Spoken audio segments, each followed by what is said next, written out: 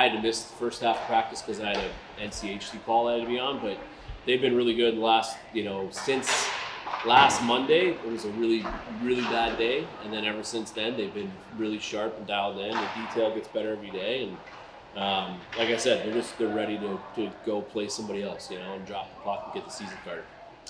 Coach, you're starting off at Air Force. You saw him 2 years ago in the Hockey Classic. What's kind of the way you're going to approach this opening game and try to get under Air Force early?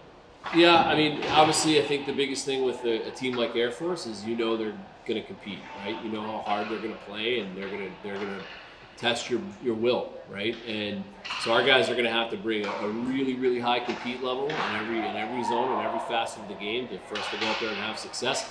They're a tough team at home. Altitude's always an issue, so it's going to be a tough test right away. There's no nights off in this schedule, and it's certainly starting with a really tough opponent in Air Force. Michigan State went in last year, lost the opener, and damn near got swept. So this is going to be a tough weekend. Coach, when you kind of look at things, you stress a lot about the penalty kill they were working on out here before you got out here. What have you seen from that, maybe on film or whatever? Well, I mean, obviously you never know until you drop the puck live, but I thought the structure of the kill last year was really good. I thought Dana did a really good job with it.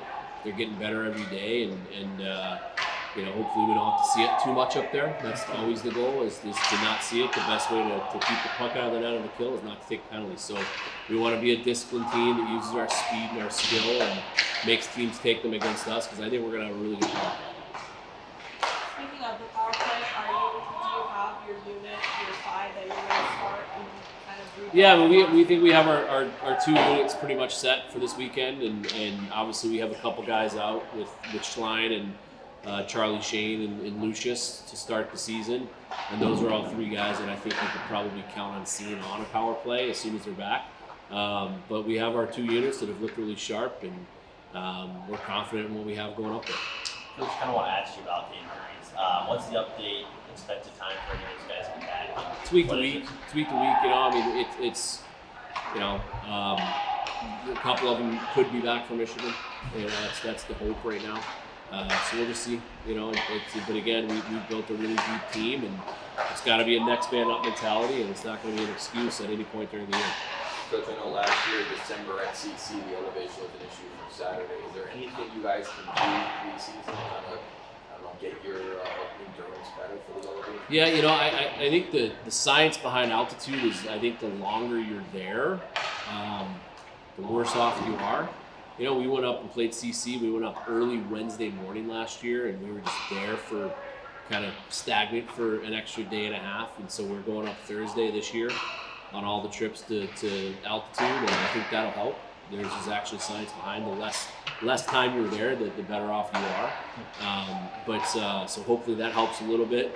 We've also gone up to Air Force and swept Air Force before, and altitude hasn't been an issue. So, I think a lot of it's mental, and as long as our guys are taking short shifts and managing their ice the way they need to, we should be fine. We like our depth, and we're going to have to use all 4 lines and all 3 D pairs to get through it. Coach, no secret, Gibson Homer probably would go with, but even during his freshman year, how apparent was some of his talents that he has in the team? Yeah, I mean, he was a national development team kid. So he was considered one of the top 2 goalies in his birth year in the United States. So we knew he was really good. And then he played a year in the USHL, was very good there. And then came in and he's the one that opted to redshirt. He wanted to, polish his skills up and adjust to college hockey, and decided that he wanted to redshirt to preserve a year of eligibility. He's a mature kid. He just gets it that way. He's one of the very few kids, I think, that could have had the foresight to make that decision, the maturity to make that decision, and then more importantly, take that year and find a way to get better. And he did that. And he just has that kind of work ethic and is committed to really being great at his craft, and now he's ready to take the net and obviously run with it. So we're excited to see what he does for us. Fair to say he'll start Friday? Yeah, he'll start Friday, but I would venture to guess you'll see both this weekend. Yeah. You're joining the toughest conference in college hockey, but you have a non-conference game to start off. Those are the games that are going to get you into the NCAA tournament. Have you stressed the importance of this weekend in a non-conference battle to the kids? Oh yeah, absolutely. It's been, since really, I got back from NCHC Media Day a few weeks ago. We haven't talked about the league, and we're not going to talk about the league until we're done with non-conference, until we're through. I think our last non-conference is Northern Michigan, so we're focused on an 8-game kind of segment and season, and we know through historically, just looking at how teams get into the NCAA tournament, how important non-conference is.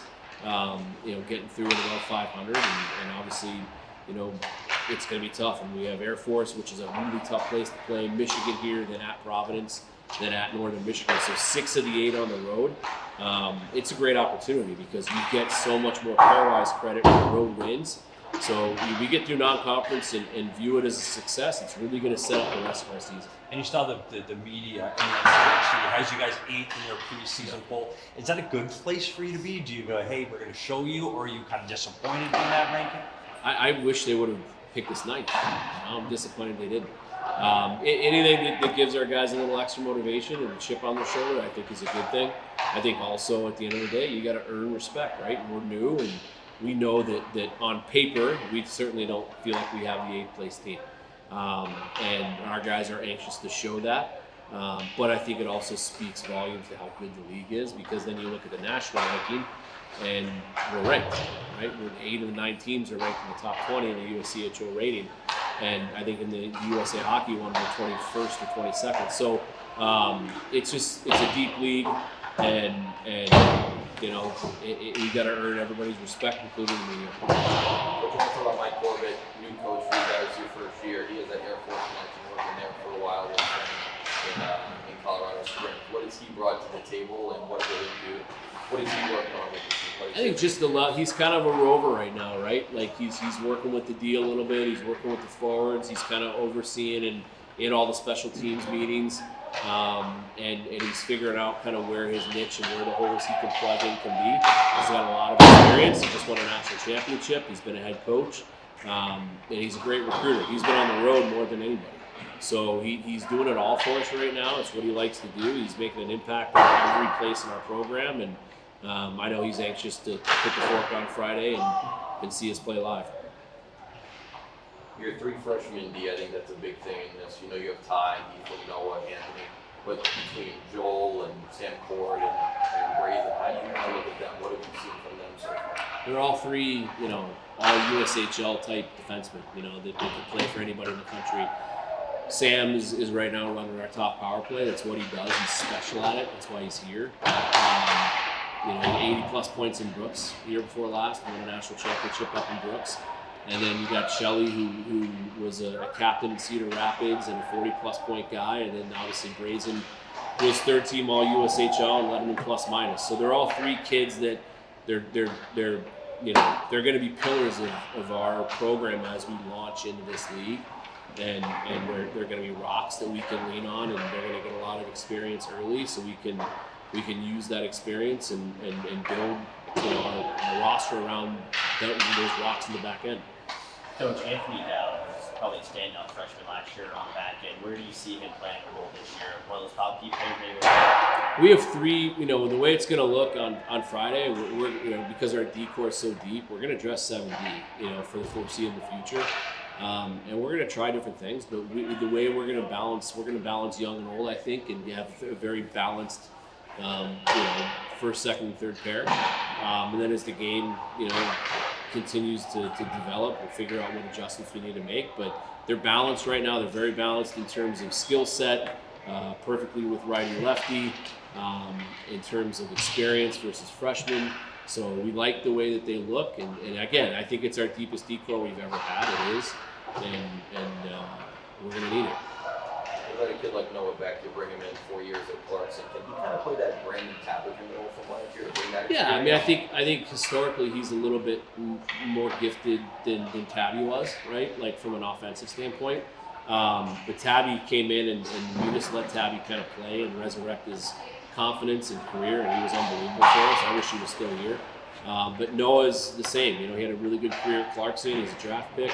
He's here to kind of resurrect his career and do things that he'd never been done before. We play a lot differently than Clarkson does. So he's going to be given the freedom to make plays and do some things from the back end that maybe he wasn't able to do there. We're going to kill penalties with him. He's 6'3", 210 pounds, and he needs to be on the ice and work down a man because he's got a great reach. He's physical. He's got good feet. He can think. He's going to be a really good killer for us. So he's going to play in every situation, and we're excited to have him. Coach, you've got both the Jackson brothers back. I would assume probably pretty healthy. How are they looking coming into this season? They're, knock on wood, healthier than they've ever been. They had great off seasons. They're stronger, faster than they've ever been. They probably went into college hockey too young. I think they'd be the first to tell you that. As freshmen, they should have played at least one more year junior. So this 5th year is huge for them, because I think they're finally at a point physically in their development where they're faster and stronger than a lot of kids. Even though they're small guys, they're strong kids, and they're really fast. So they're excited to use all the work they've put in the off season to build up their frame and really show what they can do. Especially catching the face-offs and one-timers there at the end, was that just kind of everyday practice you wanted to? Yeah, I mean, you have to you're drinking out of a fire hose right now, because we've had limited hours with them. So, the stuff on the end was just skill stuff. But yeah, I mean, you try to cover in as much detail as you can, and it's impossible to go into your first game in college knowing that, every detail is going to be perfect, because it's not. And face-offs is a huge detail, right? We talk about it in film a lot and points and stuff's out, but it's just a simple walkthrough and simple reminders of responsibilities. And at the end of the day, if we're going to have success this weekend, it's not going to be because of systems or anything like that. It's going to be because we outcompete Air Force, right? And if we don't outcompete them, we stand no chance. We stand no chance. Real quick, what is the NCAA practice structure? Like you say, you 4 hours a week. 4 hours a week until this week. Okay. You're gonna be on the 8 hours total, 4 off, 4 on, Okay. and then this week is your first week in full hours. Okay. So we've had 4 hours a week with them until now.